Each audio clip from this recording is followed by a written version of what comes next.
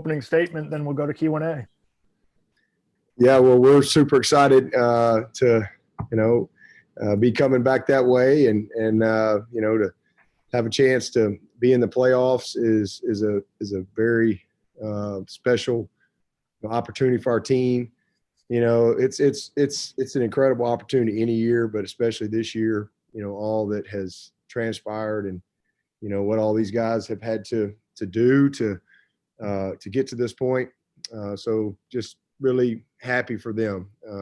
We had an amazing game in the ACC championship game, which has given us this opportunity. Knew we had to win the game, and just really proud of them. And we look forward to competing against a great Ohio State team. We all know how talented they are, how well coached they are. Got a lot of respect for Ryan Day and Ohio State. But this is really just a great opportunity, and again, unusual circumstances for everyone, for sure. It's not a typical bowl type of deal, and usually we've got lots of time to prep, but it's really like an open date. We play in 12 days, so we got a lot of work to do, but we're excited about the challenge and opportunity. Thank you, Coach. We'll go ahead to questions. Once again, for people looking to ask questions, use the raise your hand feature. I'm going to start off with Tim May. Tim, be sure to unmute your line and you can go ahead and speak.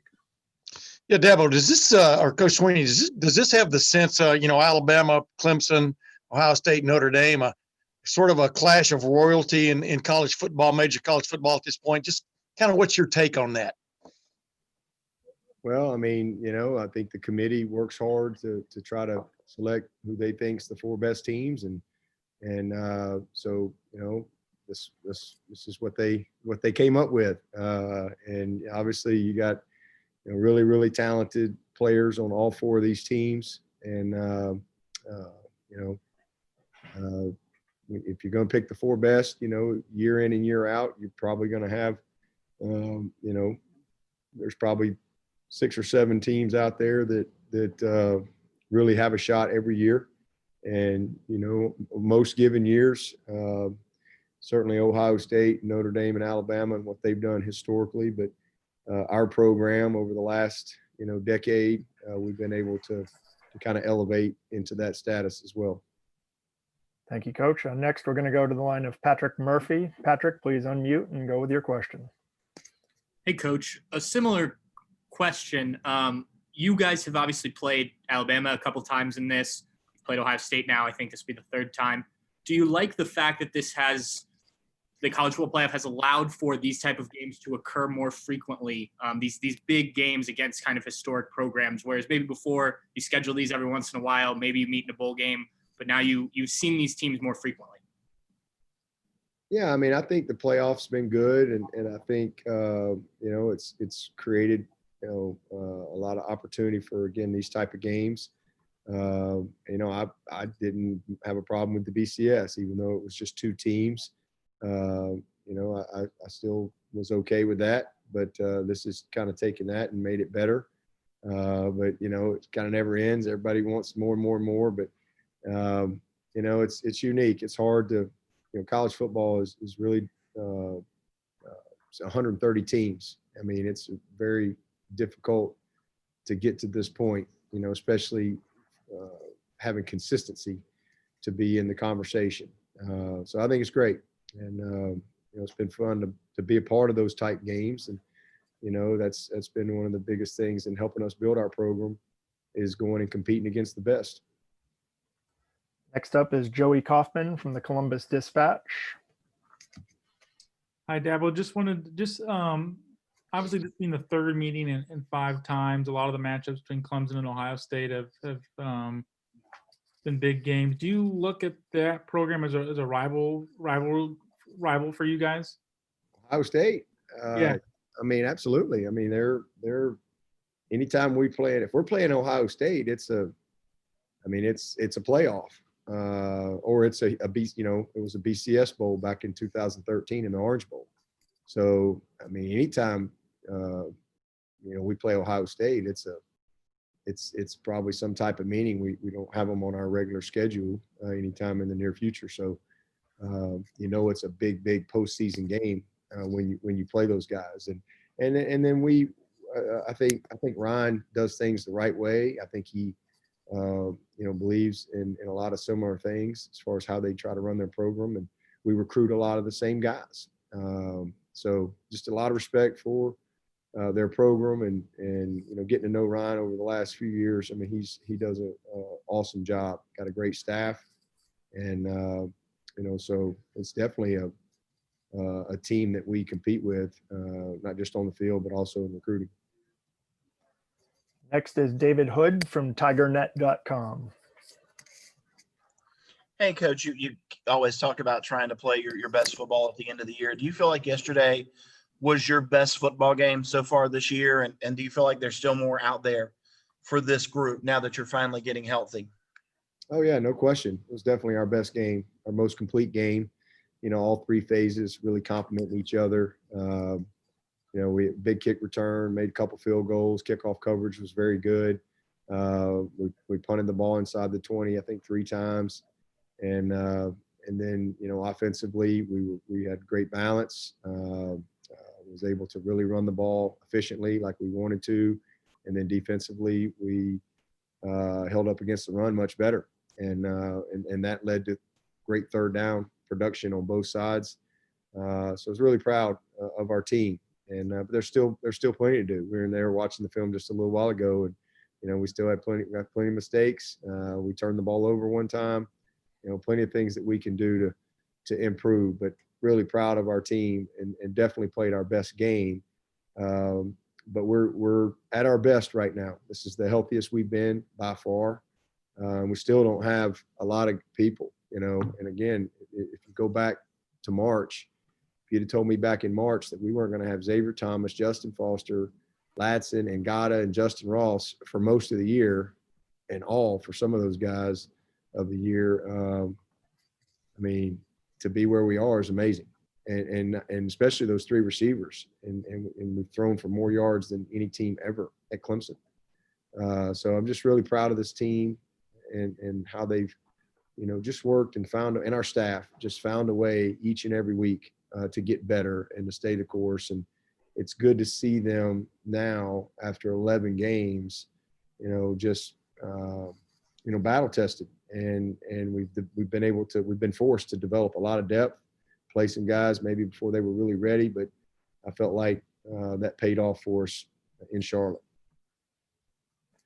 Next up is Dan Hope from 11 Warriors. Hey, Dabo, you talked about the number of games you guys have played versus Ohio State. I'm just curious from your perspective, do you think it's an advantage for a team to be fresher and having played less games, or is it an advantage to have played more games and have more reps under your belt?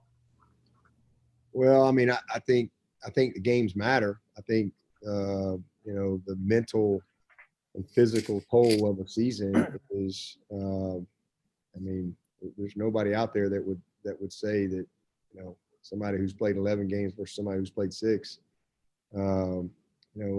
is better physically or something like that, because it's a long season. We're going on week 21, and these guys have had no break. It's been a grind, not just football wise, but the mental challenge and the personal sacrifice and commitment that everybody's had to make to be able to play and continue to play.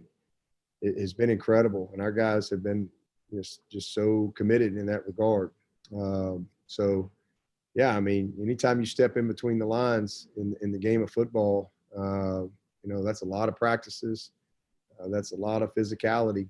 I definitely think that it matters. But, at the end of the day, none of that matters in New Orleans. What matters is who plays the best in those 4 quarters. Next up is Ralph Russo from the Associated Press. Good afternoon, Dabo. Congratulations on getting back. Thank you. The big picture question, and I know you got a game in 12 days, so it might be hard to think about this. I anticipate you're going to be around college football for a few more years. Do you think it's inevitable that it will end up with something bigger at some point, that they will have 8 teams, 6 teams, something like that? Nothing would surprise me with college football. That's the best way. I don't have any definitive opinion one way or the other. Other than nothing would surprise me as we move forward. But again, I think one of the reasons that college football is so popular is because every game matters. And that game we played at VTech it mattered. That game Florida played against LSU, it mattered. And is there a fine line? I mean, the more you expand, the less important the games become. And now all of a sudden, to me, it gets watered down, and teams that know they're going to be in, next thing you know, you're resting guys, you're not playing guys, it all becomes about that. So I think there's what's the perfect number? Is it 4? I don't have a problem. And people say, well, yeah, you 4 and you're in it. But I mean, if you go to 8, I would think we'd still have a chance to be in it. If we can get in it at 4. I'm a little bit more of a traditional guy. Again, as I said, I was fine with the BCS, even though it was, hard to be in just two teams and so subjective. I was fine with that. I like the bowls. I like the pageantry of college football. And I think more and more it goes, the less and less the games matter.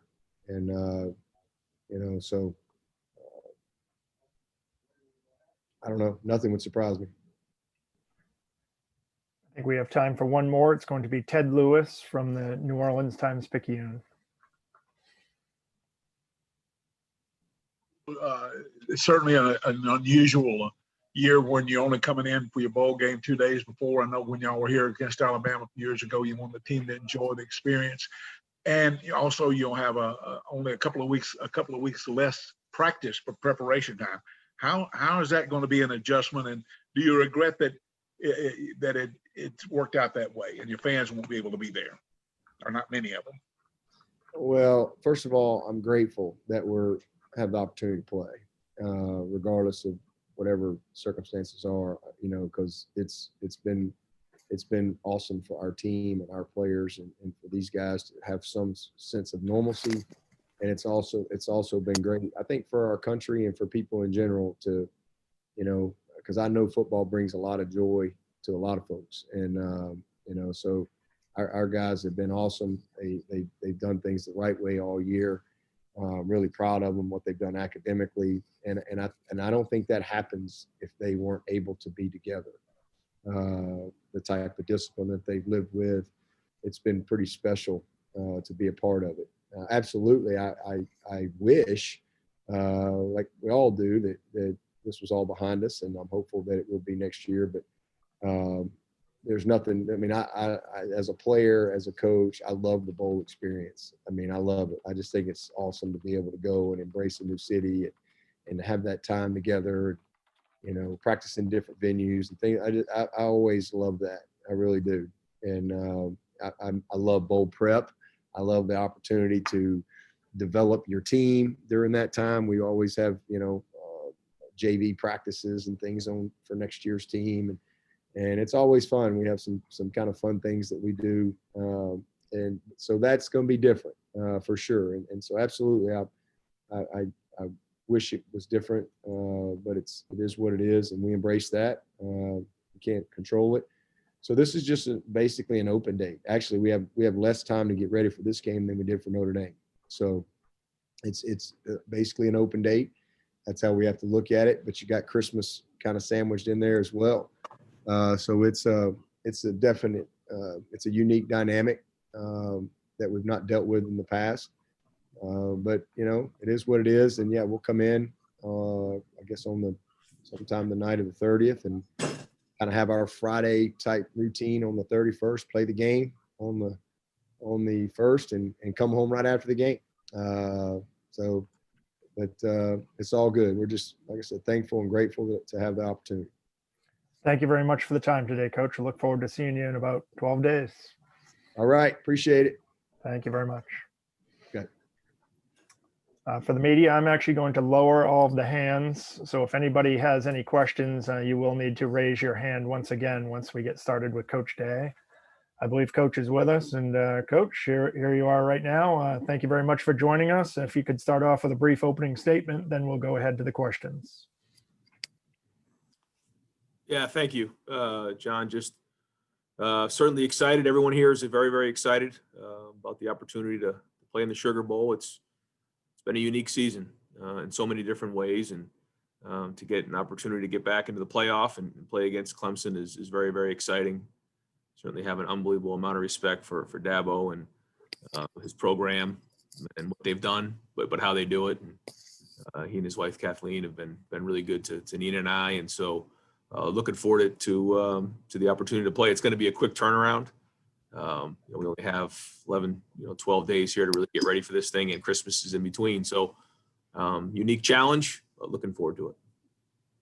Thank you very much, Coach. Our first question is from Brendan Gulick. Brendan, please unmute before asking the question.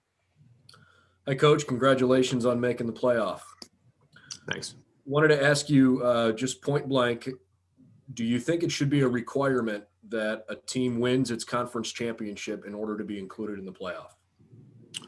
Well, I think it's a two-part question, because the way it is right now, I don't think that makes any sense. The only way that would work, expanded the playoff system. I do think that's the fairest way to, or the most, to get that accomplished, is you win your conference and then you go play for the whole thing. But the way it's set up right now, that obviously doesn't matter. But I do think winning your conference is very significant. Our next question will come from Trevor Groves. Hi, Coach. Congratulations. I don't know how much you've been able to see of Clemson this year, but obviously the thriller that you played against them in the semifinal last year, how much of do you think of that team applies to their team this year? And I remember Coach Hafley saying after that game that he was surprised at how athletic Trevor Lawrence was in the running game. Did that surprise you as well? And how well do you think he's running the ball right now compared to last year? Well, I think he and Etienne are two of the most dynamic players in college football and probably in the history of college football. And do I think that experience matters? Absolutely. I think that the fact that a lot of those guys played in that game and having the experience of playing in that game is critical. And I think that's why these Clemson teams have won so many games, because they played in this environment before, which hopefully also plays in our favor, is that we were there last year. And we didn't come home with the win, but we gained some experience there, and hopefully that pays off dividends. But in terms of Lawrence's ability to run, I mean, he's very, very athletic. And when they need him to run, they're smart about how they do it. And no, it didn't really surprise me all that much. I know that he had a great day against us and opened up and ran away from some of our guys, which that was very impressive as well. But very, very dynamic offense. Next question will be from Nathan Baird. Hi, Ryan. I guess, first of all, any update on Justin since yesterday? And then also, how do you, in general, balance things like rest and rehab with such a short turnaround, especially considering all the other absences you have right now? Well, the good thing for us is that, we haven't played in that many games, so that, it's we've been, fairly healthy in terms of the physicality of it all. Where we've had a hard time is with people testing positive. And that's what's kind of made things difficult for us. Hopefully we get some of those guys back, and Justin will be fine. Next up is Austin Ward. Hey, Ryan, I know Mick was talking in January about putting up the score from last year's game in the Fiesta Bowl. That was like, get through workouts and motivation. How much did that continue, and how much did you guys were maybe hoping that this matchup would work out? Fresh off of that game, it was right on our minds, and something that when we got back to work in winter workouts, January, February, I mean, it was right there for us. Coming off of that game, it just we just didn't get over it in one day. I mean, that took time. But then as we got into spring ball, we started to move forward, and then the quarantine happened, and the goal was to get back into the situation. And so, we were in the same situation a year ago, and we wanted, once that game was over, we wanted to get back here. Now, how we got back here is just amazing. I mean, the journey that we've gone on as a program to get back to right here, to have another chance to play Clemson in this game, is like nothing you can't even make it up. I mean, some of the best storytellers of all time couldn't come up with this story. But here we are. All that being said, here we are. So, really just excited to get preparing and doing a great job over the next, I guess it's 11 or 12 days to go play our best game of the season, which we're going to need. We're going to have to play our best game to beat these guys. Next up will be Bill Rabinowitz from Columbus Dispatch. Hi, Ryan. Normally 6 games into a season, you'd be in mid-October. You would only now kind of be getting a real sense of what your team is. Now you got to play a team that's played twice that many games, knows who they are. How much of a concern is that for you right now? I mean, it's a great question, but I don't know because it's never really been done before. So what does it really mean? I don't really know. I mean, I think at the end of the day, it's who executes better and plays tougher in the end. When you play in big games, you have to execute at a high level. And that's really what it comes down to. Both teams are going to play hard. I mean, everything's on the line. It's who executes better is going to pull it out. So we have to do that. And, whether we've played, 6, 8, 10, or they've played 12, I don't really know. I don't know what that really means. And so we'll try not to focus on that. We'll try to just execute the best game we can possibly, do the best job we can on Saturday. Next up is Whitney Harding. Hey, Ryan, we all heard about the Big Ten making adjustments today to the COVID protocols. When did you find that out? And point blank, will Chris Olave be back for this game? Does the time frame work? Yeah, I think we have guys based on when exactly that number is decided and put public. I don't know exactly where that is in terms of being announced. I know it's something that the Big Ten, it's a protocol that is across all sports. So I know that, it's something for the entire Big Ten, not just for us. And so we'll just kind of wait to hear when that goes public. I don't know if it has yet or not, but I know that they've made a decision to move it. And then we have some guys that are really close, guys like Chris and Barron and some guys that, we'll find out once we get the final word on that. I think we have time for 2 more. We'll start with Tony Gerdeman. Ryan, so much is talked about Ohio State being at an advantage, only playing 6 games. What about it for you has been a disadvantage? Like, would you rather have more games, obviously, under your belt?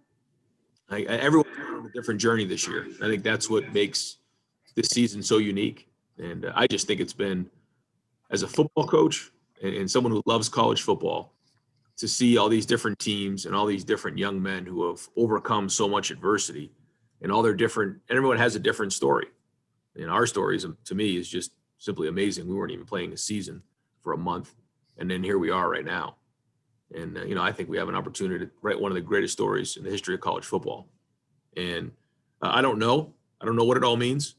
We certainly don't have the game reps, especially for some of the younger guys, to find out what they can do. And we, haven't had our best game yet this year. Played some good games, but we haven't had our best game this year. And we're going to have to play our best game again to beat Clemson. Thank you, Coach. Our final question will come from Tim May. Thank you very much. Ryan, you dealt with COVID-19 yourself. Josh Myers was talking yesterday after the game about just almost the agony of sitting there for 10 days, not being able to do anything, workout, et cetera. What was the challenge of bringing those, for example, offensive linemen back from that? And what will be the challenge facing these guys if indeed you do get them back, like Chris and Barron, of getting back into what you call game shape, but in these ensuing days? Well, yeah, I mean, Josh, Nick, and Thayer, 3 of them going into the game yesterday had really played one game, I think, in about a month. And so the challenge is you just haven't played a lot of games during that time. But then they played excellent. They graded out really high, played well.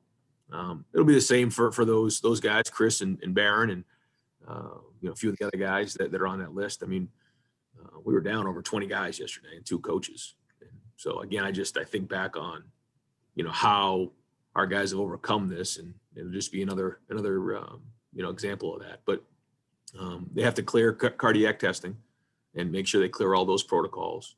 And we have a pretty good system in place for the skill guys, for the linemen, because it's very different. The skill guys after that quarantine, they got to really make sure that their soft tissue injuries are minimized and all those type of things. Where with the big guys is a little bit more pushing and pulling and different things. The specialists have their own set of stuff. So we put together a pretty good system that Sean Barnhouse and Dr. Borchers and Mick Marotti have all done an excellent job of keeping an eye on, so that you limit it. We have a percentage that once they get back to work, they're allowed to do for that day. Then we shut them down until they build back into 100%. Thank you very much for your time here today, Coach. We'll be seeing you in shortly, about 12 days, I guess. So good luck with your preparation, and hope everyone stays healthy. Okay, guys, thanks so much. And for the media still on, once again, you can go to allstatesugarbowl.org. You can find our media tab. We will have a transcript of today's call.